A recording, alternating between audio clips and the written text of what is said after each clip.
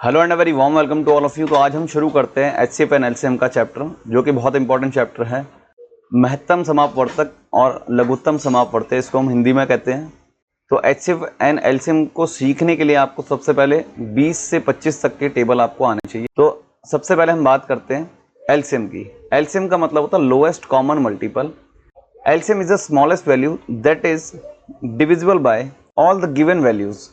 LCM वो सबसे छोटी वैल्यू होती है जो कि गिवन वैल्यू से कट जाए। सबसे पहली वो वैल्यू होगी सबसे छोटी, और सबसे पहली वैल्यू वो होगी जो कि गिवन वैल्यू से कट जाए। फॉर एग्जांपल हमारे पास 5, 15 और 25 है। तो इनका अगर हमें एलसीएम निकालना है तो हम अपना स्कूल का मेथड यहाँ पर यूज़ कर सकते हैं, जो कि हमारा ये प्राइम फैक्टराइजेशन मेथड हम यहाँ पर यूज़ करेंगे। 5, 15 और 25 हमने यहाँ पर लिखा। 5 से हमने डिवाइड किया इन नंबर्स को, तो ये 1 पर गया, ये 3 और ये आया हमारे पास 5। ठीक है, फिर से हमने इसको डिवाइड किया तो हमारे पास वैल्यू आ गई 5।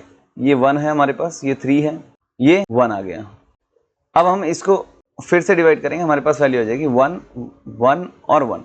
तो प्राइम फैक्टराइजेशन मेथड में हम क्या करते हैं, जब तक हमारे पास लास्ट में 1, 1, 1 नहीं आ जाता है तब तक हम इसको डिवाइड करते रहते हैं। अब हम इनको मल्टीप्लाई करेंगे। 5 5 25, 25 इंटू 3 75। तो इन तीनों नंबर्स का एलसीएम हमारे पास आ गया 75। यानी कि 75 वो सबसे पहली ऐसी वैल्यू है जो इन तीनों से डिवाइड हो सके। देखिए, मल्टीपल का मतलब आपको क्लियर होना चाहिए कि मल्टीपल का मतलब होता है कि किसी भी नंबर के टेबल को अगर हम आगे तक चलाएं। फॉर एग्जाम्पल अगर हम 8 के मल्टीपल की बात करें यहाँ पर, अगर हम यहाँ पर 8 के मल्टीपल की बात करें तो 8 हमारे पास है, और इसका नेक्स्ट मल्टीपल क्या रहेगा हमारे पास 16, फिर आ जाएगा हमारे पास 24, फिर आ जाएगा हमारे पास 32। तो ये इसके मल्टीपल हो गए जो 8 के टेबल में आते हैं। ठीक है, मल्टीपल्स जो है किसी भी नंबर के अनलिमिटेड हो सकते हैं, जबकि फैक्टर्स किसी भी नंबर के लिमिटेड होते हैं। ये बात आप हमेशा ध्यान रखना। तो एलसीएम निकालने का एक दूसरा तरीका भी हम देखते हैं। यहाँ पर एलसीएम निकालने के लिए हम क्या कर सकते हैं, सबसे पहले तो हमारे पास नंबर्स क्या है हमने ये देखना है। जैसे हमारे पास यहाँ पर है 5, 15 एंड 20। तो हमने क्या करना है, सबसे बड़े नंबर का टेबल यहाँ पर शुरू करना है। जैसे हमारे पास यहाँ पर आ गया 25। अब हमने 25 का टेबल शुरू किया, 25, 50 आया हमारे पास नेक्स्ट नंबर, फिर हमारे पास वैल्यू हो गई 75। तो यहाँ पर हम रुक गए 75 पर। ये ऐसी वैल्यू है जो इन तीनों से डिवाइड हो सकती है, और ये सबसे पहली ऐसी वैल्यू है जो इन तीनों से डिवाइड हो सकती है। वही होता है हमारा एलसीएम। इसी तरीके से अगर हम 9, 18 और 27 को देखें तो 27 का टेबल अगर हम आगे तक शुरू करें तो 27 आएगा हमारे पास, फिर हमारे पास आएगा 54, फिर आएगा हमारे पास 81। तो यहाँ पर 54 ऐसी वैल्यू है जो 9 से भी, 18 से भी और 27 से, ये सबसे पहली ऐसी वैल्यू है जो इन तीनों से डिवाइड होती है। तो ये इनका एलसीएम हो गया 54। एलसीएम के और भी तरीके हम आगे डिस्कस करेंगे। अब आगे बात करते हैं एचसीएफ। एचसीएफ का मतलब होता है हाईएस्ट कॉमन फैक्टर, महत्तम समापवर्तक। अब फैक्टर के बारे में हमने बात भी करी थी। फैक्टर का मतलब ये होता है कि जैसे हम एक एग्जांपल ले लेते हैं, जैसे हम 16 यहाँ पर लेते हैं। 16 को डिवाइड कर सकता है 2, 4, 8, 16 और 1 अपने आप भी 1 भी इसको डिवाइड कर सकते हैं। यानी कि 16 के कितने फैक्टर्स हो गए हमारे पास, 1, 2, 3, 4, 5। ये हमारे पास 5 फैक्टर्स ऐसे हैं जो 16 को कंप्लीटली डिवाइड कर सकते हैं। ठीक है, मल्टीपल और फैक्टर्स के बीच का फर्क ये है कि मल्टीपल्स तो अनलिमिटेड होता है किसी भी नंबर के, लेकिन फैक्टर्स लिमिटेड होते हैं। अब हमें यहाँ पर यही बताना highest common factor given numbers का क्या हो सकता है। Highest common factor is the largest value that can divide all the given numbers simultaneously. और ये वाला वर्ड भी लिखना जरूरी है, फिर यहाँ पर साइमल्टेनियसली डिवाइड कर सके, एक साथ वो तीनों को डिवाइड कर सके। अब आपके पास 5, 15 और 25 है। ये तीनों ऐसे नंबर है जो 5 से कंप्लीटली कट सकते हैं, यानी कि इन तीनों का एचसीएफ हमारे पास क्या आ जाएगा 5। इसी तरीके से हमारे पास 9, 18 और 27, ये तीनों नंबर ऐसे जो 9 के टेबल में आते हैं, ये 3 के टेबल में भी है,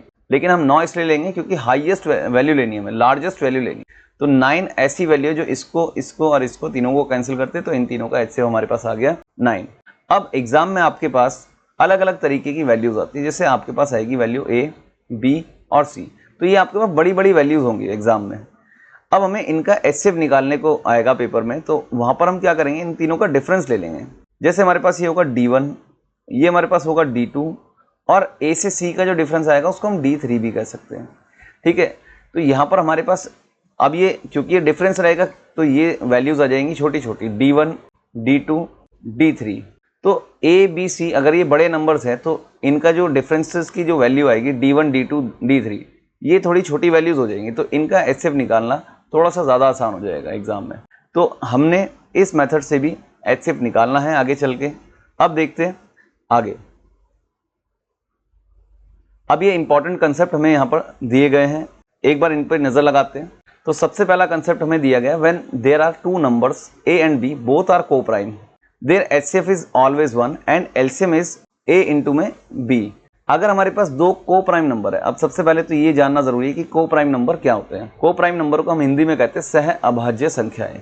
ठीक है, को प्राइम का मतलब ये होता है कि अगर हमारे पास एक नंबर मान लीजिए 3 है जो कि एक प्राइम नंबर है, और दूसरा नंबर हमारे पास 5 है, हम अज्यूम करते हैं इस चीज को, हमें पता है कि इनका HCF हमारे पास 1 आ रहा है। अब 1 हमने कैसे कहा, क्योंकि सिर्फ एक ही ऐसी वैल्यू है जो कि इन दोनों को एक साथ डिवाइड कर सकता है, इसके अलावा कोई भी ऐसा नंबर नहीं है जो इन दोनों को एक साथ डिवाइड कर सके, इसलिए इन दोनों का हम को प्राइम कह सकते हैं। फॉर एग्जाम्पल, अगर हमारे पास इन दोनों में से अगर एक वैल्यू भी प्राइम होती और दूसरी नॉन प्राइम होती तो भी ये को प्राइम कहलाते। जैसे हम यहाँ पर लिख सकते 13 एंड 8, तो ये भी को प्राइम कहला सकती है क्योंकि हमारे पास सिर्फ 1 है जो इस 13 और 8 दोनों को डिवाइड कर सकते हैं। अब इन दोनों के केस में हम देखते हैं, इस 3 और 5 के लिए अगर हम देखें, इनका HCF आएगा हमारे पास 1 और इनका जो LCM आएगा हमारे पास इन दोनों का प्रोडक्ट रहेगा, वो हो जाएगा 15।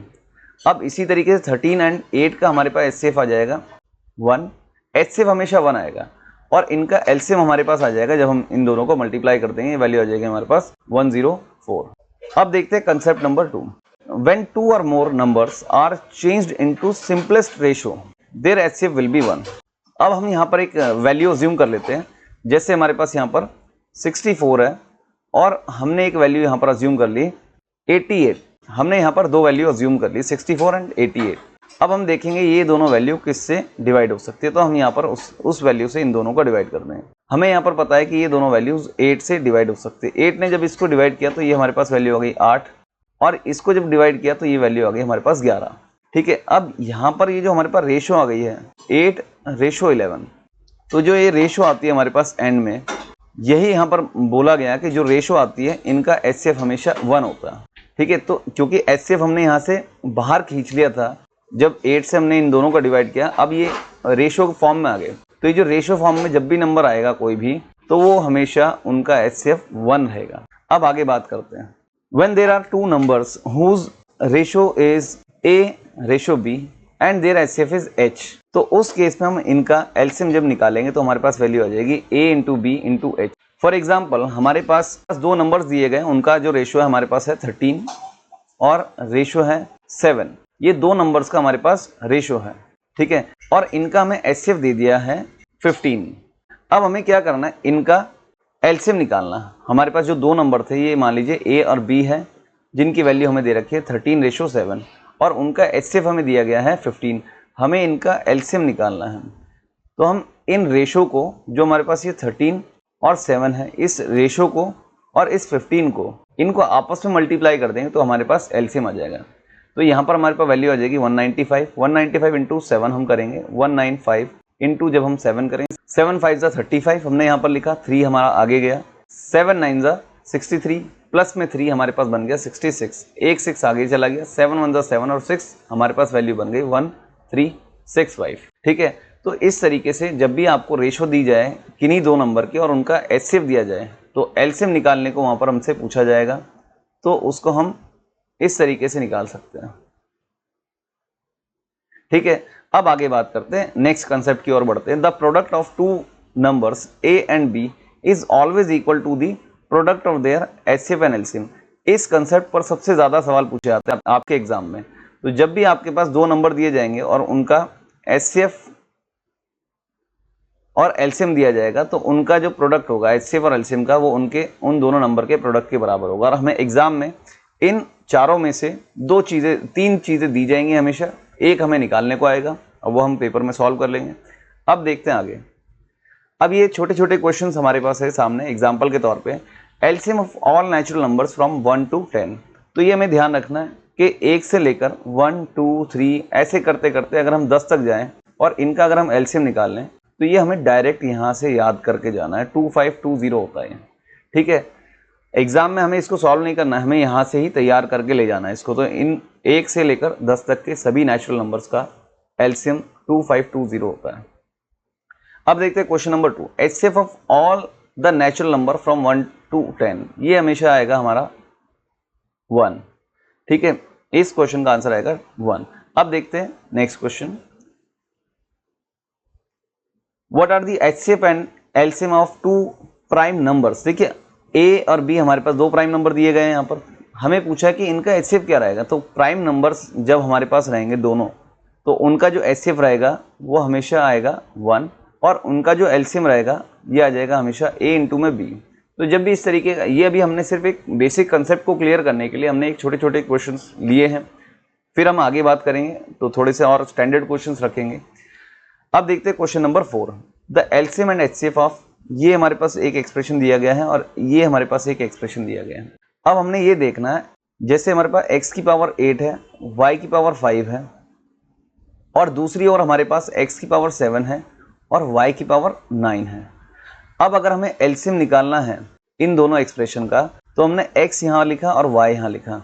तो x की पावर वो आ जाएगी जो दोनों में सबसे बड़ी है, यानी कि जो दोनों में सबसे बड़ी पावर है x की वो है 8, तो वो हमने यहाँ लिख दिया। और y की पावर भी ऐसे ही चलेगी, y की पावर जो दोनों में सबसे बड़ी है वो हम यहाँ पर लिख देंगे। तो इन दोनों से एलसीएम आ गया x की पावर 8, y की पावर 9। और अगर हमें यहाँ पर इनका एचसीएफ निकालना है तो हम ये देखें मैक्सिमम कितनी पावर दोनों के पास है। तो x की पावर 7 तक दोनों के पास है, तो ये इनका एचसीएफ हो गया x की एक्सप्रेशन के लिए। और y के लिए अगर हम लिखें यहाँ पर y की पावर 5 है हमारे पास एक तरफ और दूसरी तरफ हमारे पास y की पावर 9 है। तो हमने देखा मैक्सिमम y की पावर 5 तक दोनों के पास सेम है, तो यहाँ पर हम जब y की पावर 5 लिख देंगे तो ये हमारा एचसीएफ बन जाएगा। इसी तरीके से क्वेश्चन नंबर 5 देखते हैं। इसमें हमारे पास a की पावर 9 है, b की पावर 13, a की पावर 8 और b की पावर 11। तो एचसीएफ अगर हम निकालें, एचसीएफ कैसे निकालेंगे, हम दोनों में से देखेंगे a की पावर मैक्सिमम दोनों के पास बराबर कितनी कितनी आ रही है। तो इन दोनों का एचसीएफ निकालने के लिए हम देखेंगे a की पावर मैक्सिमम दोनों के पास कितनी कॉमन आ रही है। तो हमने देखा a की पावर 8 तक दोनों के पास दोनों कॉमन है, इनटू में b की पावर हमने देखा मैक्सिमम पावर 11 दोनों के पास कॉमन है, तो हमने यहाँ पर इसकी पावर 11 लिख दिया। अब एलसीएम के लिए जब हम बात करेंगे तो हमने a लिखा और यहाँ पर हमने b लिख दिया। a की वो पावर हम देखेंगे जो दोनों में सबसे बड़ी पावर है, तो ये आ गया हमारे पास 13, सॉरी, तो ये आ गया हमारे पास 9। और b की पावर हमने देखा 13 सबसे बड़ी पावर है दोनों में से, तो b की पावर हमने 13 यहाँ लिख दिया। तो ये इन दोनों का एलसीएम हो गया, यहाँ पर ये इन दोनों का एचसीएफ है। अब देखते हैं next question, the smallest 3 digit number that is divisible by 20, 24 and 30। अब most of the students exam में इस बात को लेकर कंफ्यूज हो जाते हैं लैंग्वेज देखने के बाद कि किस केस में हमें एचसीएफ निकालना है और किस केस में हमें एलसीएम निकालना। तो यहाँ पर समझने की बात है कि यहाँ पर हमें दिया गया स्मॉलेस्ट 3 डिजिट, इससे फर्क नहीं पड़ता कि स्मॉलेस्ट 3 डिजिट बोला है कि लार्जेस्ट बोला है, ठीक है। हमें ये देखना है कि वो वाली वैल्यू बतानी जो इन सभी से डिविजिबल है, इन सभी से डिविजिबल है। तो जब डिविजिबल की बात आएगी तो हम वहाँ पर एलसीएम निकालेंगे। और अगर यहाँ पर ऐसा कहा होता कि अगर यहाँ पर ये बात कही गई होती कि वह स्मॉलेस्ट 3 डिजिट की वैल्यू बताइए जो इन तीनों को डिवाइड कर सके, तो उस केस में हमें एचसीएफ निकालना होता। अगर इस तरीके की लैंग्वेज होती that can divide the given values, जो भी हमारे पास वैल्यू रही होती, तो उस केस में हम क्या करते हैं, एचसीएफ निकालते हैं। यहां पर हमारे पास क्या दिया गया है, the smallest 3 digit number that is divisible by 20, 24 and 30।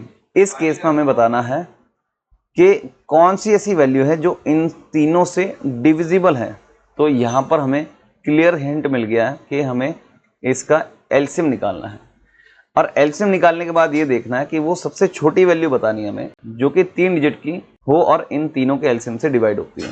अगर हम 3 डिजिट की सबसे छोटी वैल्यू देखें तो ये हमारे पास होती है 100, और सबसे बड़ी वैल्यू देखें हम तो हमारे पास होती है 999।